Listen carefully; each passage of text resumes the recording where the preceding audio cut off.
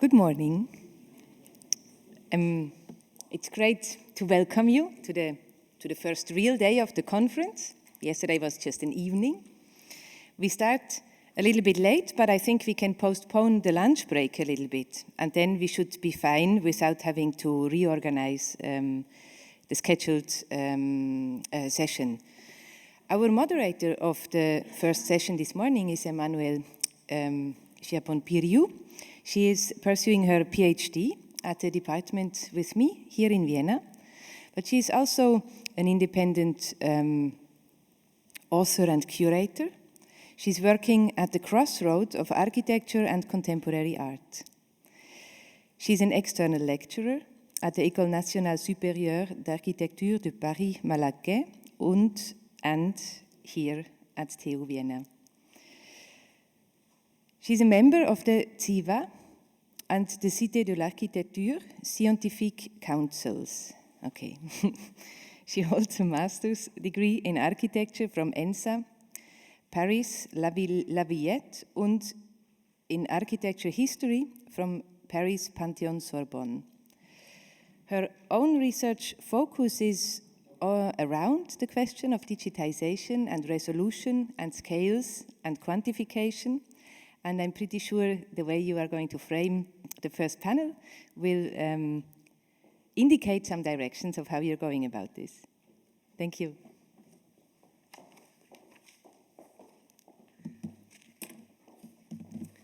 Hello, everyone. Thank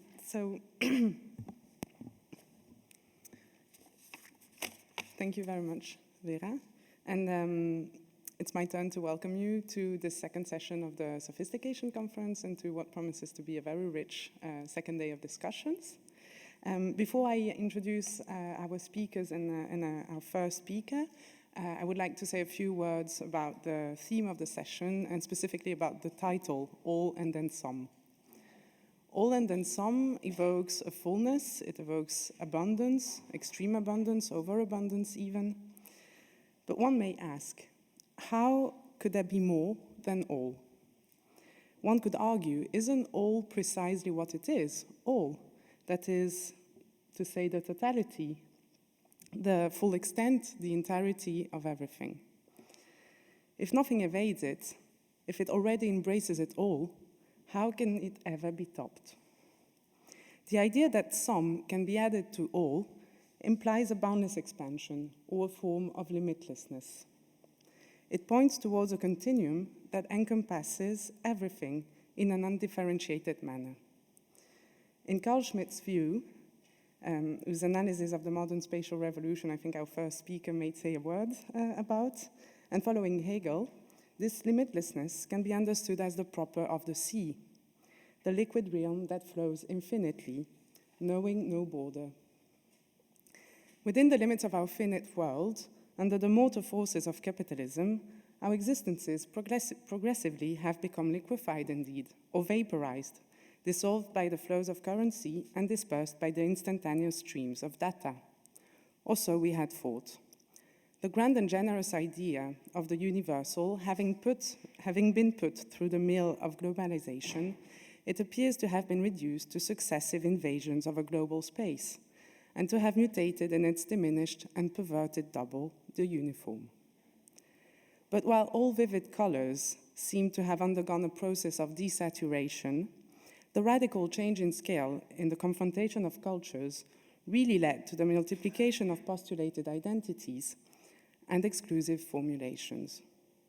The tracing of lines of demarcations on the basis of ideological claims, like deep furrows, are the relativist responses to the a priori normativity and uniformity of what Michel Serres called, and I quote, the perverse ancient ideas preaching the universal.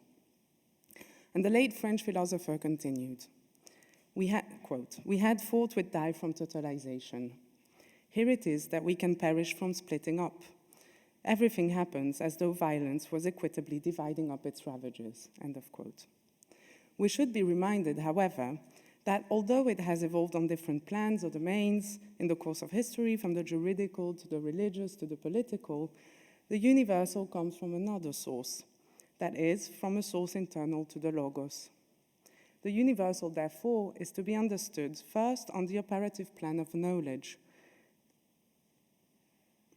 As for sinologist François Julien notes, the elevation of the universal to the hegemonic status it has occupied in Occidental thought is to be understood in parallel to the capacity to think of the world conceptually, to think, therefore, not about the whole, but according to it. In order to distinguish itself from empiricism and from the contingency of opinions, to ensure its validity and to enunciate truth, knowledge, and scientific knowledge specifically, has had to establish and rely upon necessity. The conditions of possibility of truth could be ensured only if discourse was to be recognized as an autonomous instance, therefore establishing its own authority inasmuch as it is distinguished from the one who voices it. Such thinking implies to distance oneself from things or matters, to think in terms of rules and predicates. And it is by means of the a priori knowledge of axioms that thought could embrace the universality of all entities without exception, and by going back up to the being in its most absolute sense. That is how, François Julien notes, the universality of logic gets back up to the level of the ontologic. And that is how Occident has derived the prescriptive character of the universal from Greek thought, a character it has transposed to the moral, political, and juridical realms that has since haunted the ideality of its principles. But now, let me take a step to the side. The beauty of working in a language that is not one's own is the fruitful misunderstandings that emerge from the lack of or imprecise knowledge of said language. My initial understanding of the title, All and Then Some, indeed pointed in a completely different direction. If the all did evoke the idea of embracing and expanding, I understood the and then some as a nuance, as the possibility of a selection, as the act of picking and aggregating elements from the irreversible process of swallowing. My take on the title may simply have been a misunderstanding or a mistake, or, if looked at in a different light and without romanticizing error, it may be seen as an instance of the innumerable deviations that the globalized language that is English is constantly subjected to by people who, like me, adopt it. It is ironic that how this shift operated, the translation, allows thinking about the meaning it came to have in my mind, that is precisely a translation, as Michel Serres understands it, a process that is simultaneously a physical and linguistic change, a bifurcation that conserves something. What resonated in the title was the introduction of a gap with regard to the state of equilibrium that is the universal. That is to say, a local deviation, a fluctuation, a suspension even, from the univocal, irreversible precipitation towards entropy. And so, to open up the session, I would like to ask, as we learn from the general spatial reforms and historical motor forces that have forged globalization to this day, with our first speaker, Matteo Vegetti, can we invent ways to allow us to escape the dialectical opposition between a hegemonic universal and, so to say, the vengeful expression of individuality? From the exploration of the aforementioned deviations, translations that, as Professor Buhlmann noted, can also be transcriptions, can we learn to articulate architectonic stability in the face of globalization, as our second speaker, Ricardo Villa, will propose to? Can we invent manners to edify in our contemporary world, understood as a field of virtualities? And finally, can we learn to conserve the intelligibility of the logos without postulating a rationalized reason, that is, without abiding to the rigor of axiomatic elements, as our last speaker, Elias Safiris, will explore? Architecture today seems to have lost the capacity to produce an image or an idea of itself. We hope that the exploration of such questions and the practice of displacement between different domains may allow for architecture to invent intelligibilities through the crafting of codes and modes of decryption, and in so doing, to create new places to be inhabited. So it's my pleasure to welcome our first speaker of the day, Matteo Vegetti. The title of the talk will be The Third Global Spatial Revolution.